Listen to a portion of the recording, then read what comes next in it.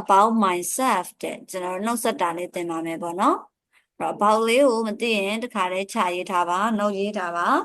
about နဲ့ပတ်သက်ပြီးတခုခုနဲ့ပတ်သက်ပြီးတယောက်ယောက်နဲ့ပတ်သက်ပြီးနောက်တစ်ခုကအကြောင်းတခုခုအကြောင်းတယောက်ယောက်အကြောင်းနောက်တစ်ခုကခန့်လောက်ကိန်းကဏ္ဍအနေနဲ့ဆိုရင်ခန့်လောက်လို့ဘာသာပြန်ရတယ်ဟုတ်ကဲ့နော်အဲ့တော့နဲ့ပတ်သက်ပြီးအကြောင်းခန့်လောက် about myself ဆိုတော့ကျွန်တော်အကြောင်းပေါ့အဲ့တော့ presentation ကမနက်ခင်းမှာလုပ်မယ်ဆိုရင် good morning နေ့လည်ခင်းမှာဆိုရင်တော့ good afternoon ညနေခင်းမှာဆိုရင်တော့ good evening let me say something about myself let လေးကိုမှတ်ထားပါခွင့်ပြုသည်ပါရစေကဲနော် let ရဲ့အဓိပ္ပာယ်ကိုခြာရေးထားမယ်နော်ခွင့်ပြုသည်ပါရစေ okay အဲ့တော့ပြောခွင့်ပြုပါလို့ဖြစ်သွားမှာပေါ့နော် let me say ဆိုတော့ငါ့ကိုပြောခွင့်ပြုပါကဲနော်ပြောခွင့်မပြုပါနဲ့ဆိုရင်တော့ not ထည့်ပြောမယ် let me not say okay ပြောကြည့်ပါအောင်ပြောခွင့်ပြုပါဆိုတော့ let me say ပြောခွင့်မပြုပါနဲ့ let me not say သွားခွင့်ပြုပါ let me go သွားခွင့်မပြုပါနဲ့ let me not go လာခွင့်ပြုပါ let me come လာခွင့်မပြုပါနဲ့ let me not come ရောင်းခွင့်ပြုပါ let me say ရောင်းခွင့်မပြုပါနဲ့ let me not say ဟုတ်ကဲ့နော်အဲ့တော့ me နေရာမှာကျွန်တော်တို့တွေက object pronoun လေးတွေပေါ့နော် me you us you them him her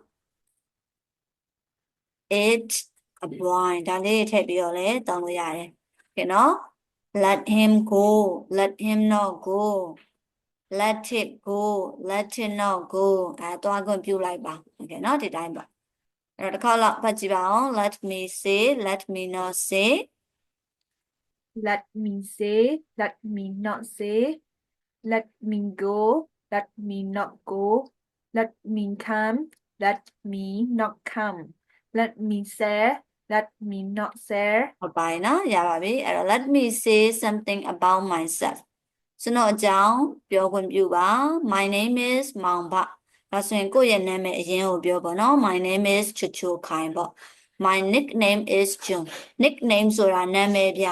โอเคနော်ရုပ်ပိုင်းဆိုင်ရာစိတ်ပိုင်းဆိုင်ရာကိုစွဲပြုပြီးတော့မှတ်ထားတဲ့နာမည်တွေသုံးလို့ရတယ်ဥပမာငပုတို့ငရှေးတို့ဖတိတို့ငမဲတို့โอเคနော်လောရှေးတို့စသဖြင့်ပေါ့ပြီးရင်ချစ်စနိုးနာမည်နောက်ထပ်နာမည်တစ်ခုကိုလည်းသုံးလို့ရတယ်โอเคနော်ချစ်စရာကောင်းတဲ့နာမည်လေးပေါ့ငယ်ငယ်တို့နုနုတို့နွယ်နွယ်တို့ဒီလိုမျိုးလေးပေါ့နော်ပြီးတော့ကိုယ့်အတက်ကိုတခြားပေးထားတဲ့နာမည်ကိုလည်းသုံးလို့ရတယ်ဒါဆိုရင်သူ English နာမည်ပေးထားတာ my nickname is June ဒါဆိုရင်သမီးကလည်း my nickname is တဲလားခုနပြောလိုက်တာလေဒီတိုင်းပြောလို့ရတယ်နော်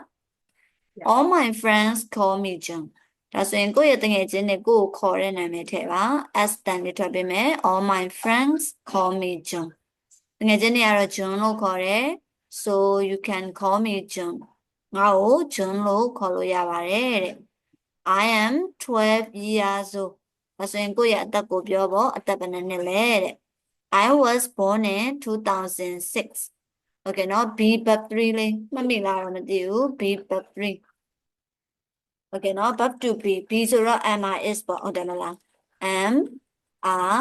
is ဒါမှ verb 3 past participle နဲ့တွဲသုံးတာဥပမာ do that ဆိုရင် done eat ဆိုရင် eaten အဲ့အခါကိုသုံးပါokay နော်အဲ့ဒါဆိုရင် passive form လို့ပြောပါတယ် passive form ပြုလုပ်ခြင်းခံရတာပေါ့နော် passive form ပြုလုပ်ခြင်းခံရသည်ဆိုတဲ့အဓိပ္ပာယ်ပေါ့ဥပမာဆိုရင်ကိုကပြုလုပ်မယ်ဆိုရင်တော့ရိုးရိုးပုံစံအတိုင်းပဲငါကရိုက်တယ် I beat ပေါ့အဲ့လိုမှမဟုတ်ဘဲနဲ့ am is နဲ့ verb 3နဲ့ရေးမယ်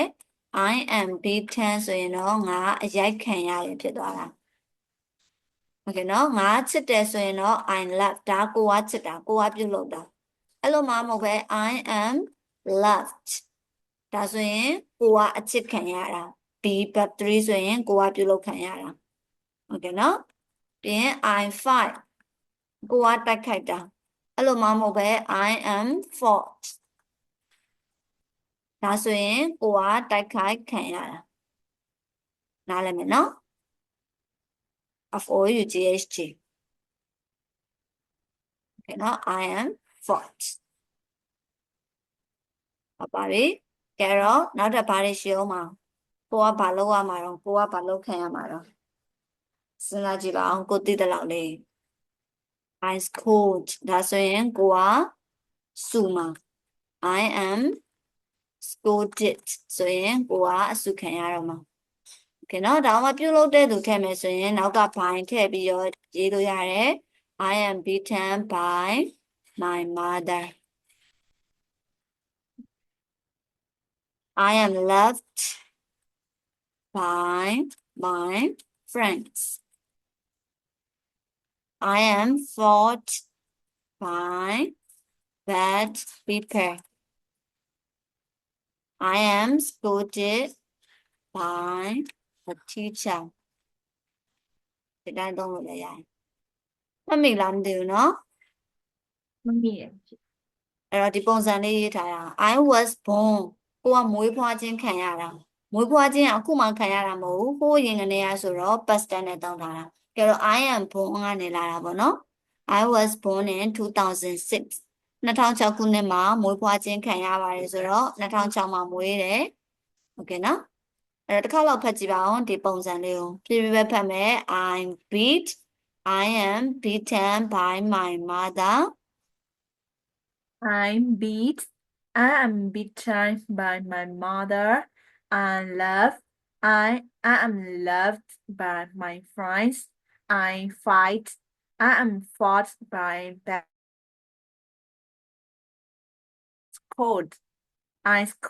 I am scolded by the teacher ရမယ်နော်ဒါဆိုရင် I was born in 2006 I am from Mandalay ဒါကကိုမွေးဖွားတဲ့ဇာတိ okay နော်ကိုရဲ့ဇာတိ I'm from Mandalay I live in ချမ်းမြသာစီ township ဒါကကိုနေထိုင်တဲ့နေရာဥပမာသမီးဆိုရင် you are from Kayin state but you live in Thailand ဒီလိုမျိုးပေါ့နော် I am from တောင်ကြီး I live in Yangon တောင်ကြီးဇာတိနေတာတော့ရန်ကုန်မှာနေတာ I'm from Mandalay I live in Singapore Mandalay ဇာတိနေတာတော့စင်ကာပူမှာနေတာဒါဆိုရင်ကိုဇာတိဆိုရင် I am from နဲ့တုံးတယ်နေတယ်ဆိုရင်တော့ I live in နဲ့တုံးတယ်ရမယ်နော် Okay အဲ့တော့တစ်ခါလောက်လိုက်ဖတ်ကြည့်ရအောင် about myself